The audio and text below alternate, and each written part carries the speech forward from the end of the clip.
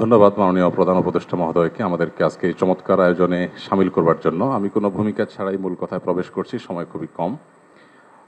আমাদের এই ছোট্ট এবং ক্ষুদ্র বাংলাদেশে ছোট বড় অনেক সমস্যাই আমাদের আছে। আমাদের এখানে গ্রাম থেকে শহরে ভাই ভাইয়ে যে কলহ হয়, কোন্দল হয়, সেটা পৃথিবীর অনেক দেশে কিন্তু হয় না। এই বাস্তবতাকে আমরা মনে হয় কেউই অস্বীকার করতে পারবো না। আমাদের এখানে যে রাজনৈতিক কোন্দল হয়ে আসছে 50 বছর ধরে, পৃথিবীর অনেক দেশেই কিন্তু সেটি হয় না।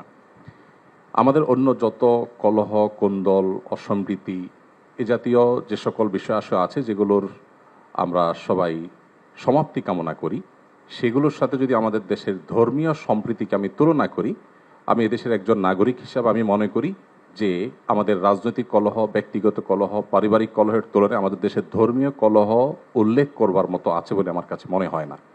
অবশ্য এটি আমার মনে হওয়া না হওয়াতে কিছু আসে যায় না। এটি আমাদের সম্মানিত অন্য ধর্মাবলম্বী যে সমস্ত আমাদের বন্ধুরা আছেন, ভাইরা আছেন, শ্রদ্ধেয় ব্যক্তিবর্গ আছেন, এটি তাদের আমার মনে হয় বলতে হবে। আমি শুধু এটুকু বলবো যে 5ই আগস্ট আমার ফেসবুক পেজে কয়েক মিলিয়ন ফলোয়ার্সকে লক্ষ্য করে আমি একাধিকবার লাইভে এসেছি, যেটা আমার দীর্ঘ 10-12 বছরের সোশ্যাল মিডিয়ার ইতিহাসে কখনো আসেনি। প্রত্যেকটি লাইভে আমি চেষ্টা করেছি এদেশের সর্বশ্রেণীর সাধারণ মুসলমান সহ অন্যান্য ধর্মাবলম্বীদেরকে শান্ত রাখবার আহ্বান করার জন্য। চট্টগ্রামে যখন আইনজীবী আলিফ হত্যাকাণ্ড ঘটলো, সাথে সাথে আমি আমার দায়িত্ব থেকে নিজে এবং অন্যান্য আলেম ওলামাদের সাথে কথা বলেছি। আমি যতটুকু জানি এখানে অনেক সিনিয়র ব্যক্তিবর্গ আছেন, ওলামা একরাম আছেন। এদেশে ওলামা একরাম সবসময় সম্প্রীতি এবং শান্তি বজায় রাখার জন্য তারা কাজ করে চলেছেন।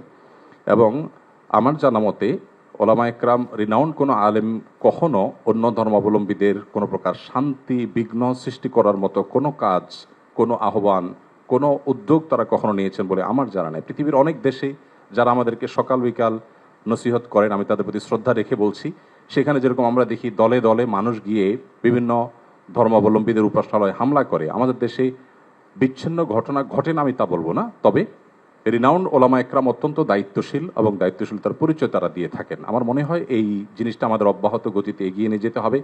আমি আমাদের অন্য ধর্মাবলম্বী যে বন্ধুরা আছেন, ভাইয়েরা আছেন, তাদেরকে বলবো প্রপাগান্ডায় আমরা যেন কোনোভাবে কান না দেই।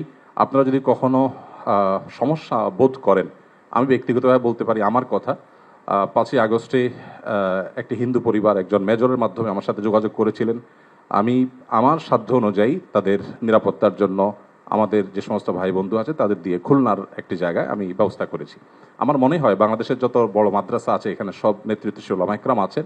আপনারা যদি কখনো কোনো মাদ্রাসায় গিয়ে বলেন যে আমাদের নিরাপত্তা বোধহয় আমরা ভয়ের মধ্যে আছি, নিরাপত্তাজনিত শঙ্কায় আছি, আমার মনে হয় আমাদের আইনশৃঙ্খলা রক্ষাকারী বাহিনী যেরকম আপনাদের পাশে দাঁড়াবে, ওলামা একরাম তাতে ন্যূনতম কার্পণ্য করবে না। যেভাবে পুজোর সময় মাদ্রাসার ছেলেরা মন্দিরগুলোকে পাহারা দিয়েছে, আমার মনে হয় পৃথিবীতে এটা বিরল একটা দৃষ্টান্ত এবং এটি কিন্তু আমাদেরকে আশা জাগায়। আমি আশা করব যে আমরা কোনো প্রপাগান্ডায় পা দেব না এবং আমরা মিলেমিশে আমাদের প্রিয় স্বদেশকে গড়ে তুলব। আমরা যে যে ধর্মে বিশ্বাসী হই না কেন, প্রিয় স্বদেশটা আমাদের সকলের। আমাদের স্বদেশে কোনো কালিমা লাগুক আমরা চাই না। আমরা সকলের সম্মিলিতভাবে ঐক্যবদ্ধ থাকতে চাই, ঐক্যবদ্ধ রাখতে চাই। আমরা যদি সবাই ঐক্যবদ্ধ থাকি তাহলে আমাদের দেশটি ভালো থাকবে, আমরা ভালো থাকবো। আমি আশা করছি আমাদের ঐক্যে কেউ চির ধরাতে পারবে না এবং এক্ষেত্রে আমাদের সীসাডালা প্রাচীরের মতো চলতে হবে। আমাদের কোনো সমস্যার জায়গা থাকলে অবশ্যই আপনারা বলবেন, আমরা সেই জায়গাটাকে সংশোধন করব। কিন্তু আমরা আমাদের প্রিয় স্বদেশকে সমৃদ্ধ দেখতে চাই, মাথা উঁচু করে দাঁড়াতে পারে সেরকম দেখতে চাই। আমাদের তরুণরা আমাদেরকে যে নতুন বাংলাদেশ এনে দিয়েছেন, স্যারের নেতৃত্বে যে নতুন বাংলাদেশ এগিয়ে যাচ্ছে, এই অগ্রযাত্রাকে কোনো শক্তি যেন থামাতে না পারে। আমার মনে হয় ধর্ম বর্ণ নির্বিশেষে আমাদের প্রত্যেকেরই ঐক্যবদ্ধ থাকার, ঐক্যের শপথ নেওয়ার সময় এখন সবচেয়ে গুরুত্বপূর্ণ।